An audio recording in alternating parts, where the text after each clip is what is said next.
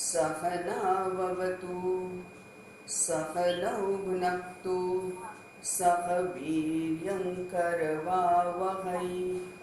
तेजस्विनावधीतमस्तु मा विद्विषावहै।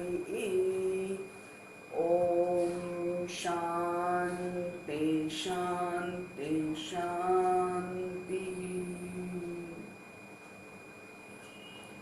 ॐ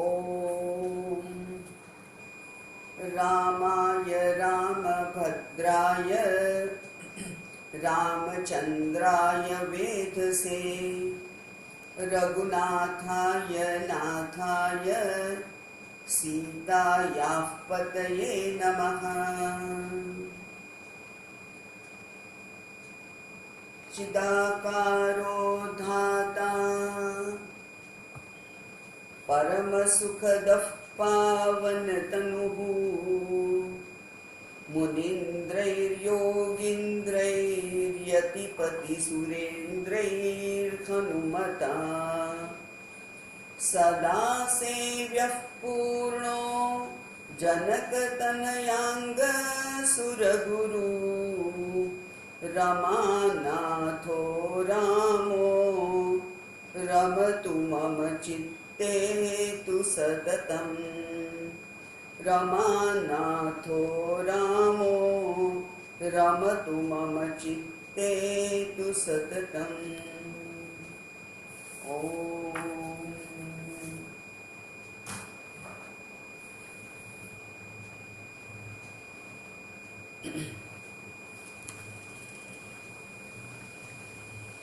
रामं विश्वमयं वन्दे रामं वन्दे रघुद्वहं रामं विप्रवरं वन्दे रामं श्यामाग्रजं भजे।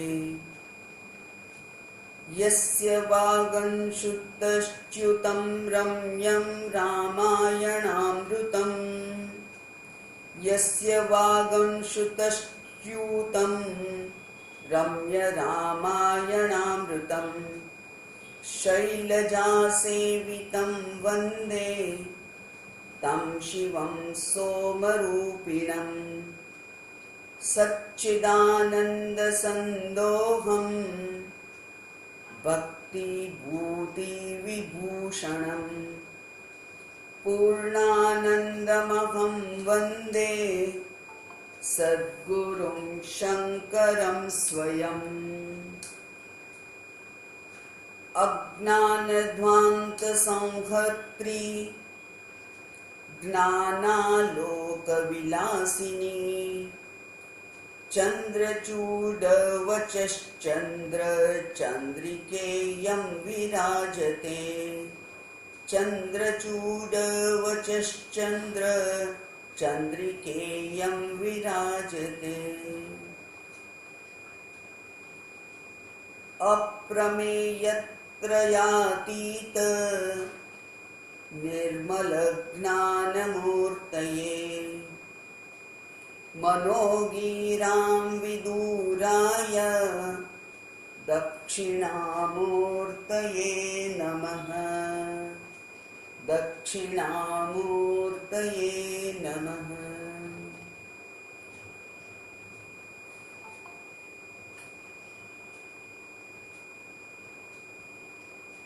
सूत उवाच कदाचिन्नारदो योगी परानुग्रहवाञ्छया पर्यटन् सकलान् लोकान् सत्यलोकमुपागमत्। सूत जी बोल्या, શું બોલ્યા सूतजी? કોઈક એક વખત યોગી નારદ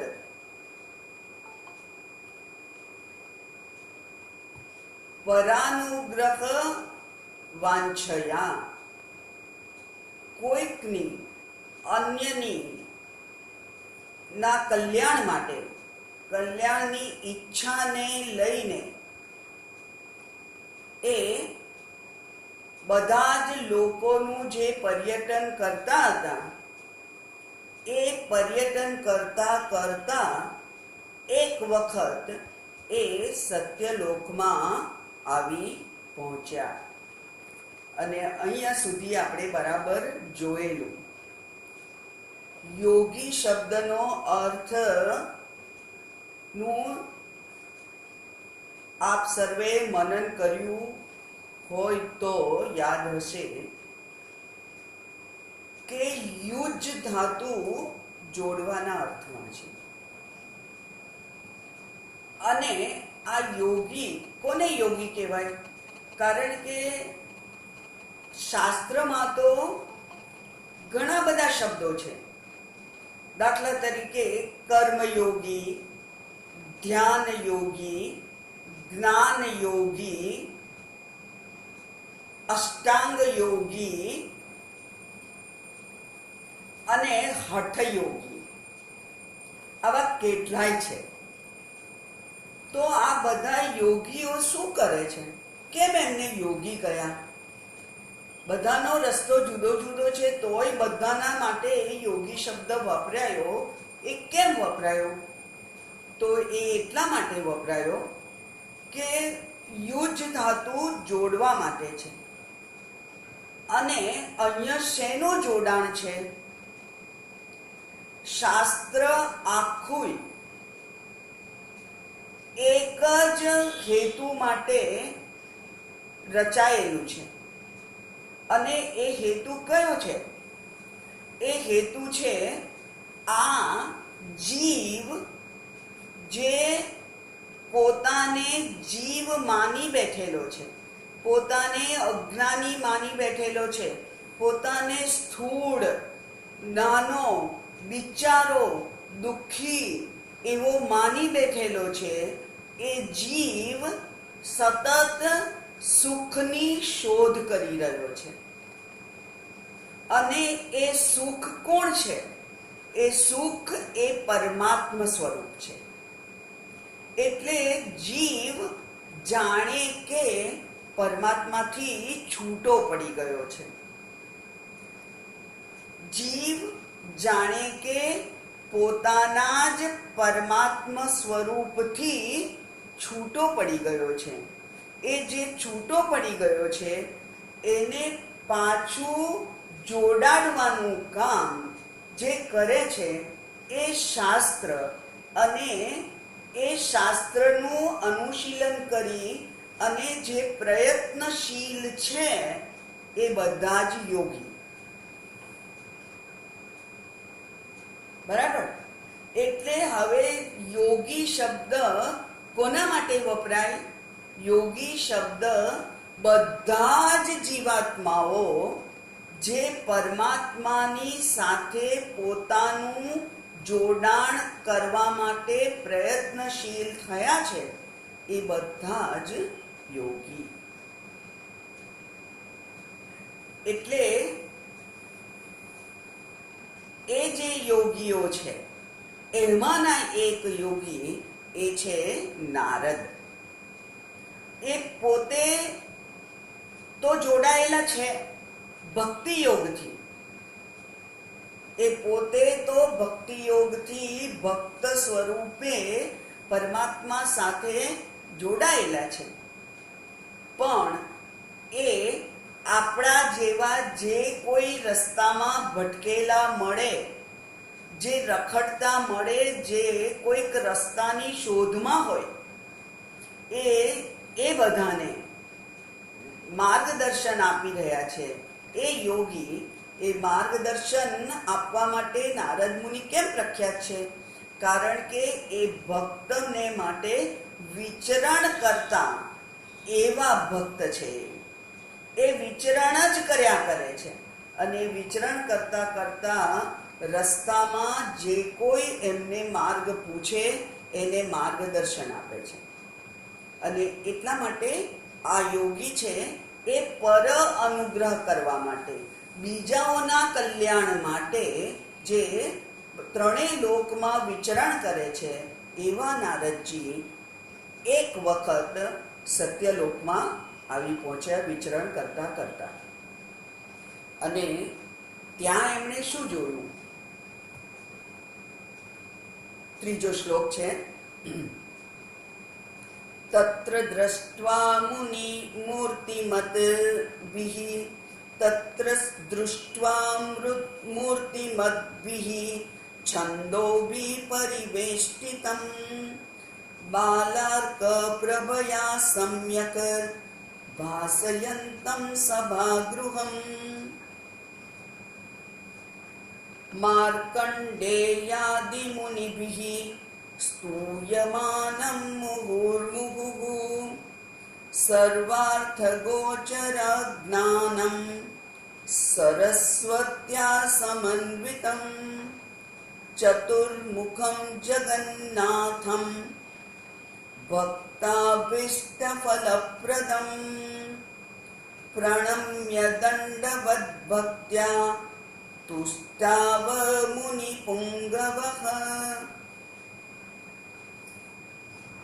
આ એક યુનિટ છે, એક ભાગ છે, 3 શ્લોકનો એક ભાગ, જ્યાં એક વર્ણન છે. એ સત્યલોકમાં પહોંચ્યા. સત્યલોક એટલે બ્રહ્મલોક.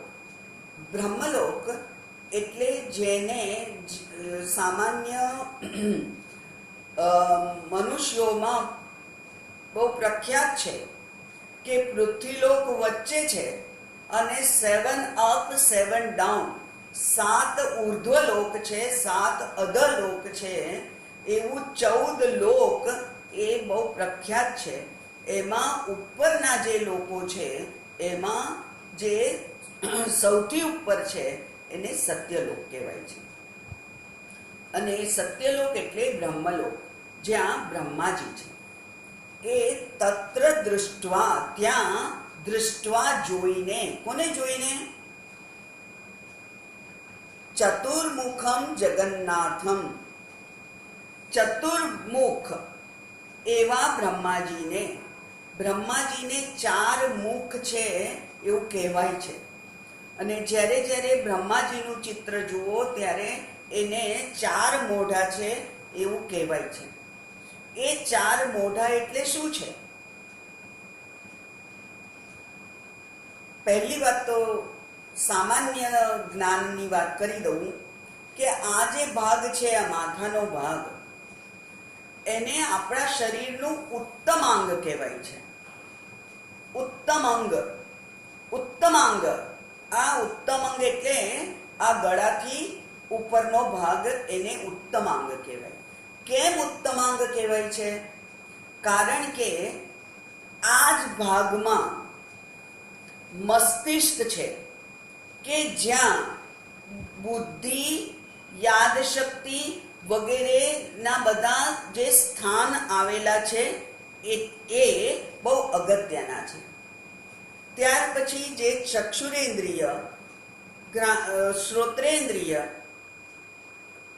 ઘ્રાણેન્દ્રિય, સ્વાદેન્દ્રિય અને સ્પર્શેન્દ્રિય તો બધે જ છે, અહીંયા પણ છે. બધી જ જે જ્ઞાનેન્દ્રિયો છે એ જ્ઞાનેન્દ્રિયો અહીંયાથી ઉપરના ભાગમાં આવેલી છે. એટલે જ્ઞાનના સાધનો બધા જ આટલેથી આટલામાં જ છે. અને એટલે એને ઉત્તમાંગ કહેવામાં આવે છે. એ જ પ્રમાણે આ બ્રહ્માજીને પણ આવા 4 ઉત્તમાંગ છે. કેમ એવું? કારણ કે 4 વેદ છે અને 4 વેદનું જ્ઞાન જેને છે તે બ્રહ્માજી. એટલા માટે એમને ચતુર્મુખ કહેવામાં આવે છે. અને આપણે ઇન્ટ્રોડક્શનમાં જોયું હતું કે 4 જે છે એ પણ અગત્યનું છે. એ 4 જે છે, 4 વેદ છે, 4 દિશાઓ છે, 4 આપણી અવસ્થાઓ છે. જાગ્રત, સ્વપ્ન, સુષુપ્તિ અને તુરીય. એ જે 4 અવસ્થાઓની શાસ્ત્રમાં જે વર્ણન છે તે એ પણ 4 છે. આમ જે 4 છે એ ચારે ચાર આ બ્રહ્માજીને અહીંયા છે. એટલે આ 4 દિશાઓમાં 4 વેદના જ્ઞાનથી જે પૂર્ણ છે એવા ચતુર્મુખ બ્રહ્માજી અને જગન્નાથમ અને જગતના નાથ. કેમ જગતના નાથ? કારણ કે વિષ્ણુ ભગવાને પોતાના નાભી કમળમાંથી બ્રહ્માજીનું સર્જન કર્યું અને બ્રહ્માજીનું સર્જન કરી અને એમને એક કામ સોંપ્યું. અને એ કામ શું હતું? સૃષ્ટિ રચનાનું. સૃષ્ટિ રચનાનું એક કામ એમને સોંપ્યું. આ જે સૃષ્ટિની રચના કરવા માટે એ બ્રહ્માજીએ વિષ્ણુ ભગવાનને પૂછ્યું કે એનું કેવી રીતે સર્જન કરવું. એટલે બ્રહ્માજીએ કહ્યું કે તમે ઈક્ષણ કરો. ઈક્ષણ કરો એટલે જુઓ. શું જુઓ? પૂર્વ સૃષ્ટિનું ઈક્ષણ કરો. આ પહેલા જે સૃષ્ટિ હતી એ સૃષ્ટિને તમે જુઓ અને એ પ્રમાણેનું બધું સર્જન કરો. એટલે આ જે ઈક્ષણ કરવું એટલે કે વિચાર કરવો. જેમ કવિ લોકો છે એ લોકોને પણ ક્રાંતદર્શી કવિ કહેવાય છે. ક્રાંતદર્શી એટલે જે લોકો ભૂત ભવિષ્યને ઓળંગીને જે દર્શન કરી શકે એ કવિ. તો એ પ્રમાણે અહીંયા પણ જે સર્જન કરે છે તે બધા જ ક્રાંતદર્શી હોય છે. એ ભૂતકાળ અને ભવિષ્યકાળને ઓળંગી અને સમગ્રતાનો જે દર્શન કરી શકે છે એ ક્રાંતદર્શી. એવા ક્રાંતદર્શી બ્રહ્માજી એમણે આ જોયું અને પછી સૃષ્ટિનું સર્જન કર્યું. અને એટલા માટે એમનું એક નામ છે જગન્નાથ. જગતના નાથ. જગતસ્ય નાથમ જગન્નાથમ. જગતના નાથ એ જગન્નાથ છે. એવા કેવા છે? તો કે છે છંદોભિ મૂર્તિમદ્ભિ પરિવેષ્ટિતમ. છંદ. છંદ એટલે પણ વેદ. છંદોભિ એટલે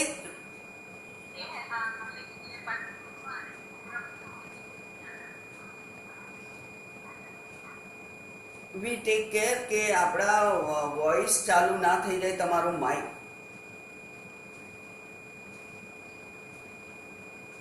છંદોભિ પરિવેષ્ટિતમ. પરિવેષ્ટિતમ. વેષ્ટિ. વેષ્ટ એટલે ઢાંકવું. વેસ્ટ એટલે ઢાંકવું. એટલે સાઉથ ઇન્ડિયામાં જે લુંગી પહેરે ને, શરીરને ઢાંકનાર છે, એટલે એનું નામ છે વેષ્ટી. આપણે ગુજરાતમાં જેને ધોતી કહીએ છીએ એનું સાઉથ ઇન્ડિયામાં નામ છે વેષ્ટી. એટલે વેસ્ટ એટલે ઇંગ્લિશ વેસ્ટ નહીં, હા, સંસ્કૃત વેસ્ટ. વેસ્ટ એટલે ઢાંકવું, આચ્છાદિત કરવું. અને પરી એટલે ચારે બાજુથી. પરિવેષ્ટિતમ ચારે બાજુથી આચ્છાદિત છે એમનું મુખ. શેનાથી? છંદોભિ. છંદ એટલે વેદ. વેદ વડે. અને એ વેદ વડે જેનું મુખ મૂર્તિમંત વેદ છે, જેનું મોઢું વેદની મૂર્તિ રૂપ છે. હવે વેદ એટલે જ્ઞાન. અને આ બ્રહ્માજી કેવા છે? જેનું મોઢું એ જ્ઞાનથી આચ્છાદિત છે. બધે જ્ઞાન જ દેખાય છે. એટલા માટે ચારે બાજુ 4 મોઢા છે. એવા મૂર્તિમદ્ભિ છંદોભિ પરિવેષ્ટિતમ. અને જ્ઞાન હંમેશા કેવું હોય? પ્રભાવાન હોય, પ્રકાશિત હોય. પ્રભા એટલે પ્રકાશ. જ્ઞાન હંમેશા પ્રકાશવાન હોય. એટલે એ પ્રભયા સમ્યક. પ્રભયા એટલે ઉજાસ વડે. કેવો ઉજાસ છે? બાલ અર્ક. અર્ક એટલે સૂર્ય. બાળ સૂર્ય એટલે સવારનો સૂર્ય.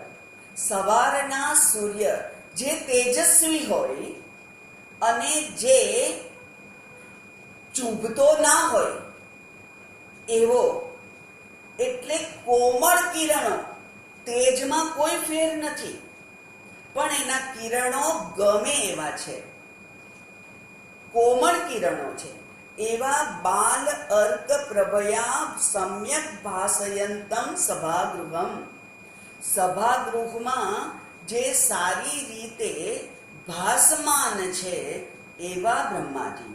એટલે કે એમની જ્ઞાન તેજથી, જ્ઞાન પ્રભાથી રાજગૃહમાં શોભાયમાન છે એવા બ્રહ્માજીને ત્યાં એમણે જોયા. બરાબર?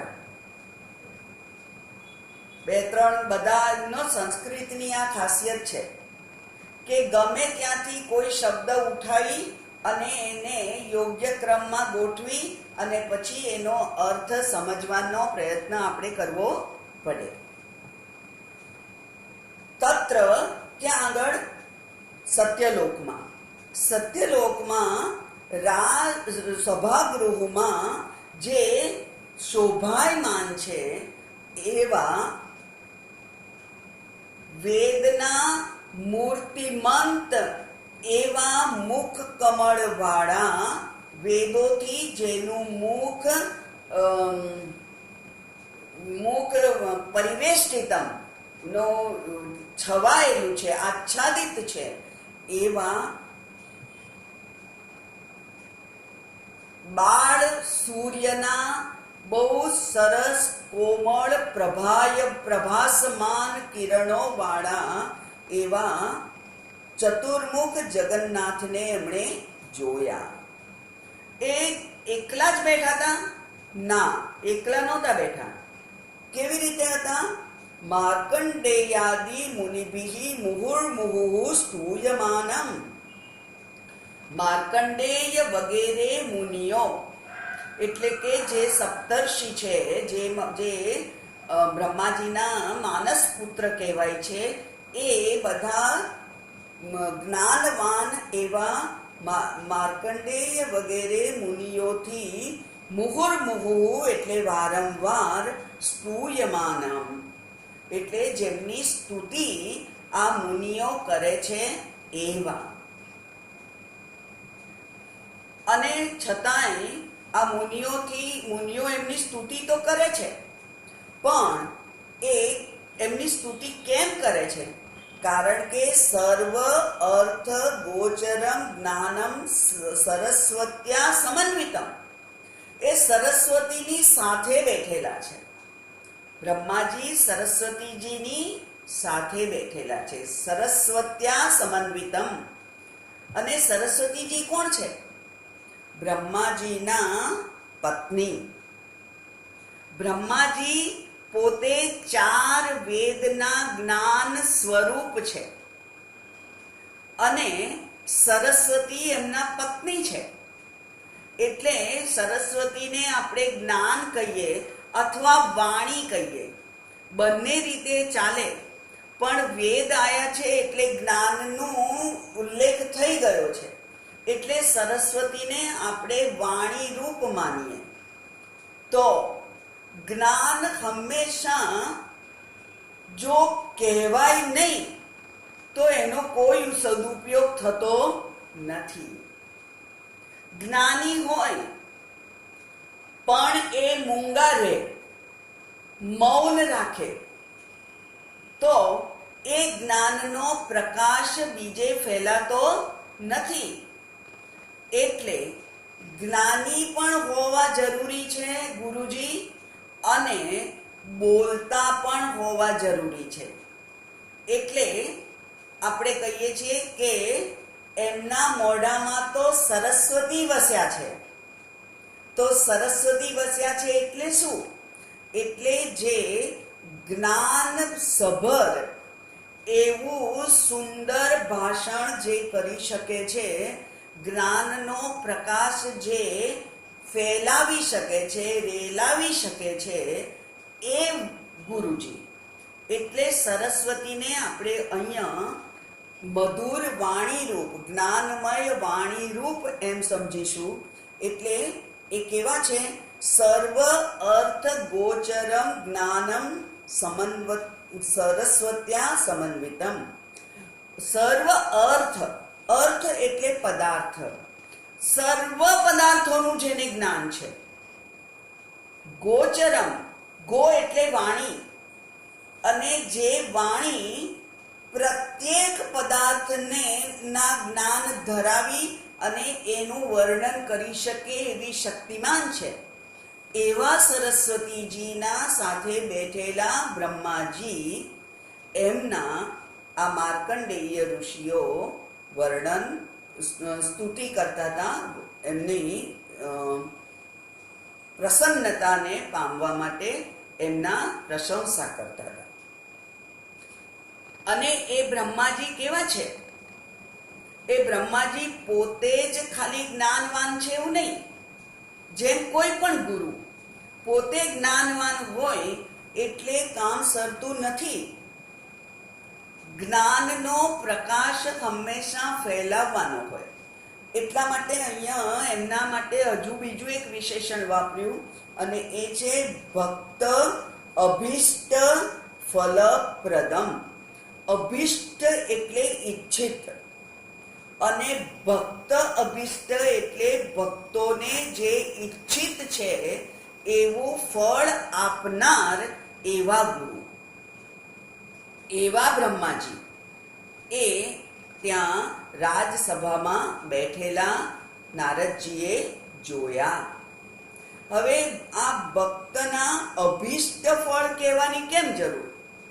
કારણ કે આ જે કોઈ ગુરુ દેખાય, જે કોઈ સાધુ સંન્યાસી દેખાય, એની પાસે લોકો માત્ર જ્ઞાન પ્રાપ્ત કરવા જ નથી આવતા, પણ જ્ઞાનની સાથે સાથે બીજી પણ કેટલીક ઈચ્છાઓ હોય છે એમને. એટલે કોઈકને આ લોકની ઈચ્છા હોય, કોઈકને જ્ઞાનની ઈચ્છા હોય, કોઈકને પોતાના કામ એટલે ઈચ્છાઓ પૂરી કરવાનું ઈચ્છા હોય.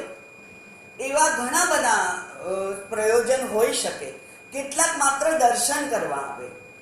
સત્પુરુષના દર્શન કરવાથી પણ પુણ્ય થાય એવું જ્યારે કહ્યું હોય, ત્યારે કેટલાક માત્ર દર્શન કરવા આવે.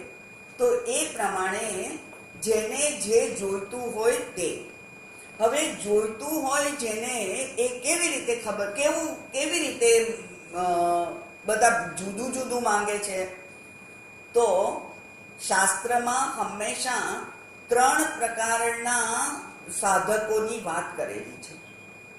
એ 3 પ્રકારના સાધક એટલે મંદ સાધક હોય, મધ્યમ સાધક હોય અને ઉત્તમ સાધક હોય.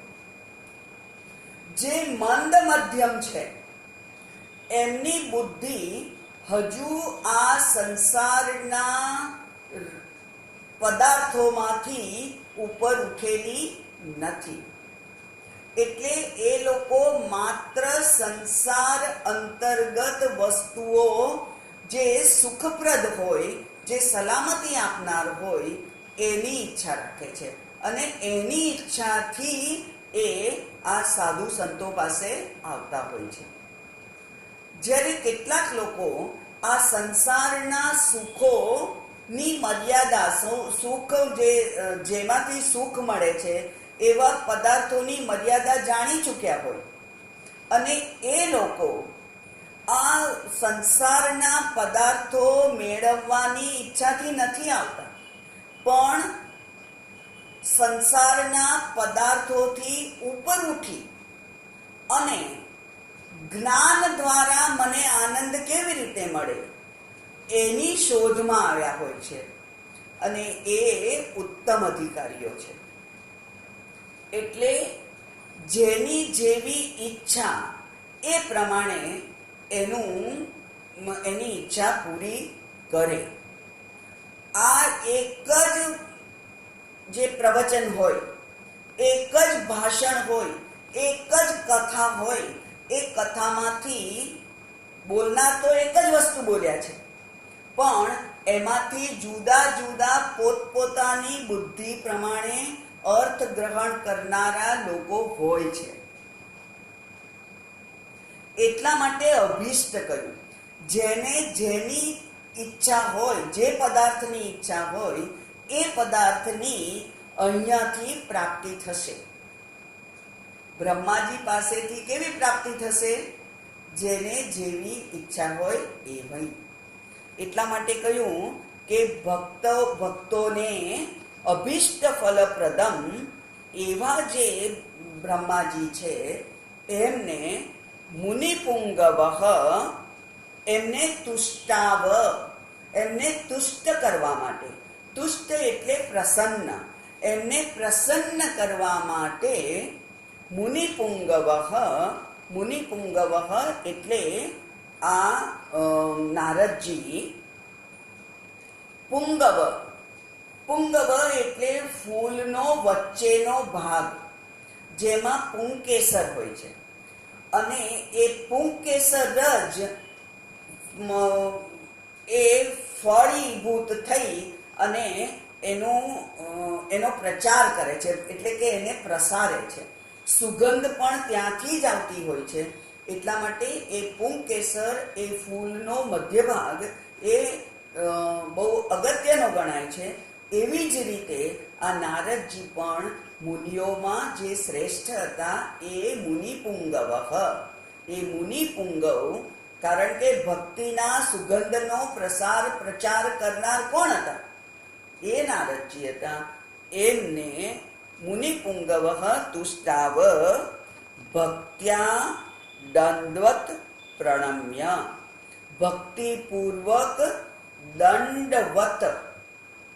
દંડ એટલે લાકડી. લાકડી જેમ વળે નહીં, આમ આખી જ ઊંચી નીચી થાય, એમ આ નારદજીએ પણ દંડવત પ્રણામ કર્યા. આ દંડવત પ્રણામ છે એ શું છે? તો શાસ્ત્રમાં 2 પ્રકારના પ્રણામની વાત થયેલી છે. આમ તો 4 પ્રકાર છે, પણ 2 પ્રકારના પ્રણામની વાત થયેલી છે. અને એ 2 પ્રકારના પ્રણામ કયા કયા? એક છે અષ્ટાંગ નમસ્કાર અને બીજા છે પંચાંગ નમસ્કાર. અષ્ટાંગ નમસ્કાર એટલે 8 અંગથી જે નમસ્કાર કરવાના હોય